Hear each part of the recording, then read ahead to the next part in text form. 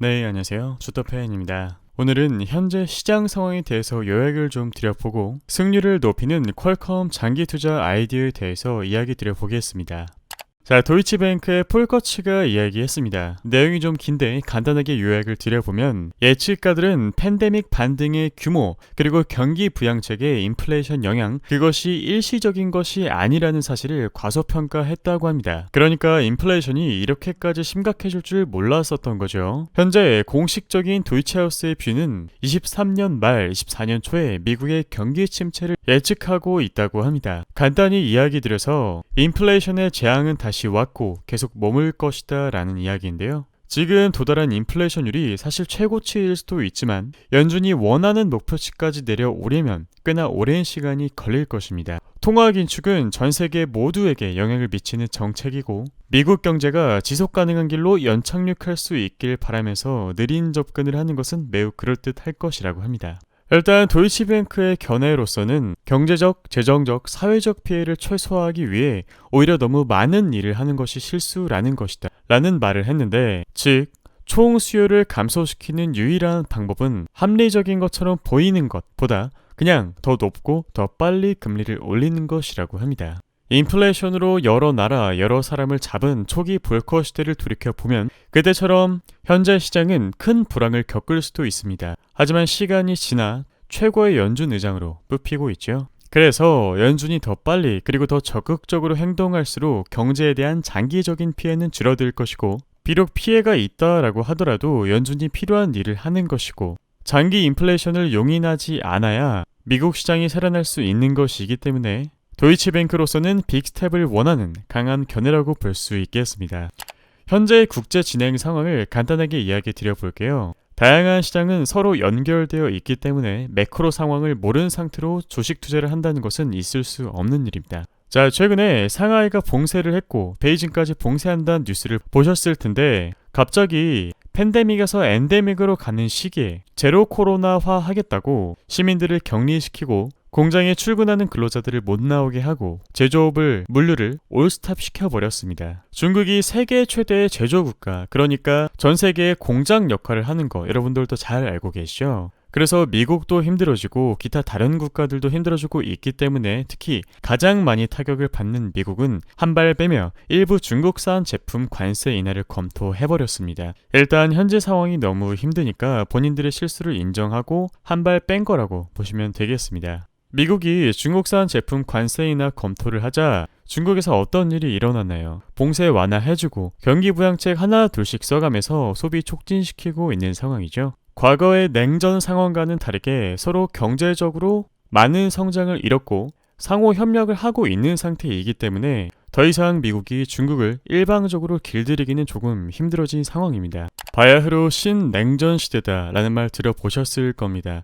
말 그대로 미국 자유진영, 유럽 포함해서 그리고 러시아와 기타 공산진영 맞붙고 있는 상황인데요. 미국 입장에서는 우리나라가 당연히 달러 패권 국가이고 그렇기 때문에 자유주의 진영이 우세할 수밖에 없다. 각종 제재를 통해 러시아 너네 고립시켜버리겠다라고 의기양양했었습니다. 그것이 원래 미국의 계획이었었고요. 그런데 러시아는 지하 자원, 천연가스, 밀, 곡물, 에너지가 상당히 풍부한 국가입니다. 그래서 러시아는 이야기했습니다. 그래. 에너지랑 곡물 없이 너네 살아갈 수 있다는 거지.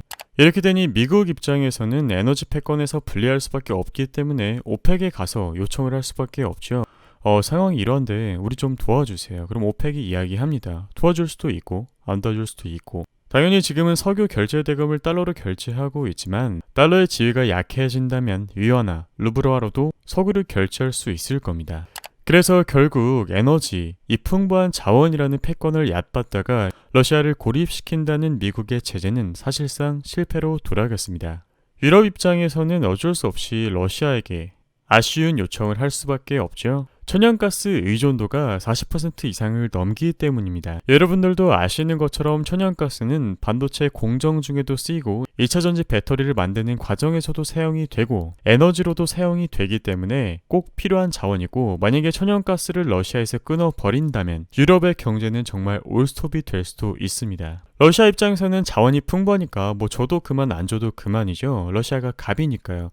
그렇다면 유럽은 루블화로 결제할 수밖에 없습니다. 러시아가 천연가스 결제 대금을 루블화로 결제하면 러시아는 그 비용을 전쟁 비용으로 잘 쓰겠죠. 그래서 러시아가 디폴트가 일어날 확률이 매우 낮다는 것입니다. 실제로 루블화 거의 반토막까지 내려갔다가 전쟁 전 수준까지 회복한 모습을 확인할 수 있었습니다. 아까 이야기 드렸던 것처럼 제재는 효과적이지 못했고 러시아의 힘은 생각보다 강력했습니다. 심지어 최근에 이스라엘은 외환 보유고의 달러와 유로화를 줄이고 위안화를 편입하기까지 했죠. 달러 패권이 정말 흔들리고 있는 모습입니다. 결국 자유진영은 이로써 허공에 돈 날리고 에너지도 잃었고 물가에 대한 고통만 늘고 있는 상황입니다. 그러한 고통들은 결국 국민들이 부담을 해야 하는 상황이죠. 결국 미국에게 안겨진 것은 단 하나, 물가에 대한 고통. 이 주도권을 잃었다는 것을 미국도 지금 알고 있기 때문에 금리 인상을 통해 빠르게 물가를 누르고 다음 단계로 가려고 할 것입니다. 혹은 금리를 빠르게 올리고 기대 인플레이션을 낮추면서 실질 금리를 상승시키고 신흥국들과의 금리 차를 발생시켜 자본 유출을 유도하는 방법밖에 남지 않았습니다. 그것이 러시아, 중국, 상대 진영을 향해 복수할 수 있는 미국의 유일하게 남은 마지막 카드입니다. 아까 신흥국과의 금리 차이를 발생시켜 자본 유출을 유도한다라고 이야기 드렸는데 이러한 방식 때문에 현재 신흥국들이 매우 안 좋은 위기에 처해 있습니다. 한 달 전에는 레바논, 스리랑카 정도만 위험군 부도 위기였으나 지금은 터키, 파키스탄, 페루, 아르헨티나, 남미 쪽까지 해당되고 있죠. 제로 금리로 달러를 엄청 풀어줬다가 무자비하게 달러를 다시 회수해가고 있는 상황입니다. 미국이 이렇게까지 하는 이유는 11월 중간 선거를 앞두고 있기 때문인데요. 표심 때문에 경기의 둔화 그리고 각종 자산 가격의 하락을 감당하기가 싫을 겁니다. 그리고 달러라는 패권을 또 절대 포기할 수가 없기 때문에 차라리 외국으로부터 자본 흐름을 유입시키면서 이를 상쇄시키려고 할 것입니다. 그래서 다음 사이클까지 시간을 벌기 위해 모든 수단과 방법을 동원할 것이고 설령 신흥국의 피가 흐를지라도요. 미국의 입장에서 가장 효율적인 방법은 결국 금리 빅스텝 인상밖에 없습니다. 결론입니다. 인플레이션을 잡기 위해 금리를 올릴 수밖에 없고 이로 인해 주식시장의 냉각은 당분간 불가피할 수밖에 없다고 보여집니다. 우리들이 이러한 시장에서 살아남기 위해서는 철저한 리스크 관리밖에 없습니다. 퀄컴에 대한 장기 투자 아이디어 시작하겠습니다. 최근 시장 기대치를 상회하는 실적과 가이던스를 어저께 발표했죠. 따라서 시간 외에 6% 넘게 상승하는 모습을 보여주었는데요. 이번 실적은 상당히 시사하는 바가 크다고 판단됩니다. 자, 22년 2분기 실적 서프라이즈인데요. 매출액은 112억 달러, 컨센서스가 106억 달러였는데 시장 기대치를 크게 상회한 모습이죠. 전분기 대비 플러스 4%, 전년 동기 대비 플러스 41%나 증가했습니다. 반도체 쪽에서는 전년 동기 대비 플러스 52%의 전체 매출액이 나왔고요. 핸드셋과 RF의 경우 각각 56%, 28%, 그리고 갤럭시 S 탑재율 40%에서 75%로 확대가 되었습니다. 라이선스 매출액은 마이너스 2% 정도 났고요. 그런데 비중이 크지 않으니까 크게 걱정은 안 해도 될 것 같습니다. 주당 순이익은 3.21달러로 컨센서스 2.95달러, 크게 상회했고 전년 동기 대비 69%나 증가했습니다. 전분기 대비는 마이너스 1% 정도 났네요. 하지만 이건 크게 중요하지 않다고 보여지고 중요한 거 3분기 가이던스죠. 3분기 가이던스 역시 서프라이즈였습니다. 시장 기대치는 100억 달러였는데 퀄컴이 내놓은 매출 가이드는 105억 달러에서 113억 달러를 내놓았죠. 중국 봉쇄에 의한 불확실성을 반영하나 해당 분기 말 중으로는 해소가 될 것이다 라는 것을 가정하에 이러한 서프라이즈 가이던스를 내놓은 것으로 추측됩니다.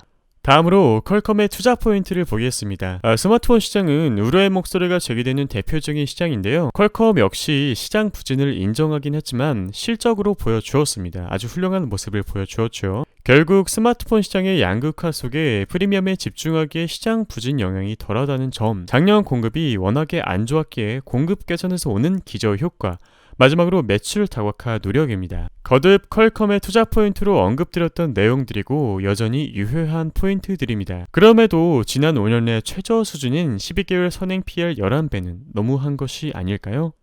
전일 TI 실적에서도 보셨듯이 이번 어닝 시즌을 기점으로 이익 전망이 하향 조정되는 업체 그리고 상향 조정되는 업체가 갈릴 겁니다. 지금처럼 시장이 불안할 때 믿을 것은 이익밖에 없습니다. 그리고 퀄컴은 이익 전망이 계속해서 상향 조정될 수 있는 기업이니까 여전히 펀더멘탈이 견조하고 투자할 만한 가치가 있다고 판단됩니다. 퀄컴의 일간 차트 보여드리겠습니다. 133달러에서 139달러를 지지밴드로 잡고 이 가격대부터 매수로 대응하시기를 권유드렸었는데 여기 파랑 색깔 추세선 닿고 정확히 반등한 모습을 보여주었죠.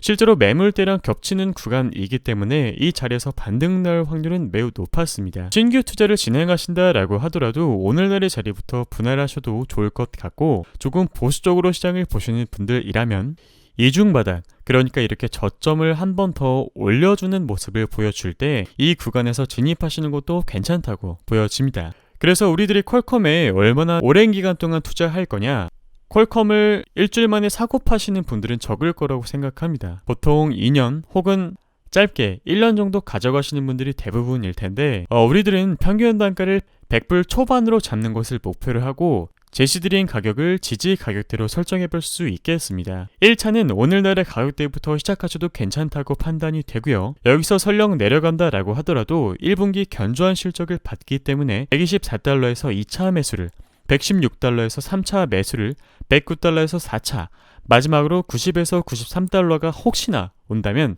적극적인 매수로 대응해 볼 수 있는 자리라고 판단됩니다. 그래서 정말 이 블랙스완급의 이슈가 터져서 시장의 급락이 한 번에 확 나와 버린다면 이 가격대를 꼭 기억하셨다가 분할 매수로 대응하시기를 권유드립니다. 그리고 물론 이 구간에서 버텨주기를 바라고 그렇게 되길 원하지만 시장에 어떤 이슈가 있을지 모르고 여러분들도 아시는 것처럼 지금 워낙 혼란한 장세이고 숨도 못 쉴 정도로 하루하루 매크로 환경이 바뀌고 있기 때문에 대비를 해서 정말 나쁠 게 하나도 없다고 판단됩니다. 만약에 90에서 93달러까지 떨어진다면 이 고점 대비 거의 반토막 정도, 마이너스 50%에서 마이너스 48% 정도 떨어진다라고 보시면 되겠는데 그 가격대까지 떨어질 수도 있는 이유가 이 구간에서 이 구간 적어 보이지만 마이너스 42% 정도 됩니다. 그리고 이 구간에서 이 구간 마이너스 45% 정도 되고 이 가격대에서 이 가격대 역시 마이너스 40% 정도 됩니다. 지금 고점에서 하락폭을 봤을 때 마이너스 40% 가까이는 안 되거든요. 마이너스 50%까지 떨어진다면 100불 초반에서 90불 중반대까지 볼 수 있기 때문에 해당 구간에서는 적극적인 매수로 대응해 볼 수 있겠고 특히 앞으로 자동차 시장의 모멘텀까지 있기 때문에 퀄컴에 대한 투자는 지속적으로 이어나가시기를 권유드려 볼 수 있겠습니다. 물론 2분기 실적, 3분기 실적, 4분기 실적이 견조하게 나와야지 이 투자 아이디어가 훼손되지 않고 매수할 수 있겠고요. 어떠한 종목이라도 만약에 실적이 지속해서 꺾이는 것이 확인이 되었다면 비중을 최대한 줄이고 보수적인 시각으로 접근하시기를 권유드립니다. 지금의 퀄컴 같은 경우는 1분기 실적이 상당히 좋게 나왔죠. 서프라이즈였죠. 그래서 급락이 나온다면 적극적인 매수로 대응해 볼 수 있겠습니다. 오늘의 간단한 결론입니다. 숨 쉴 틈을 주지 않는 마켓. 한 발치 멀리 떨어져 시장을 바라보며 현재 상황을 눈으로 익혀보시기를 권유드리고 퀄컴의 경우 중장기 투자로 기간을 잡고 평균 단가는 100불 초반을 노려보시기를 권유드립니다. 절대 한 번에 진입하시면 안 되고 원칙대로 언제나 안전하게 분할해서 접근하시기를 권유드립니다. 본 영상은 종목 추천이나 투자를 권유드리는 영상이 아니고요. 열심히 일하시느라 가정을 돌보시느라 자료를 찾아보실 시간이 부족한 건전한 종목을 찾는 것이 쉽지 않은 분들 위한 분석 영상입니다. 투자는 스포츠 경기가 아니죠. 나눠서 사고 나눠서 파는 방식으로 늘 안전하게 투자하시기를 권유드립니다. 오늘 여러분들과 함께한 공부 자료 도움이 되셨다면 구독, 좋아요, 알람 설정 부탁드릴게요. 감사합니다.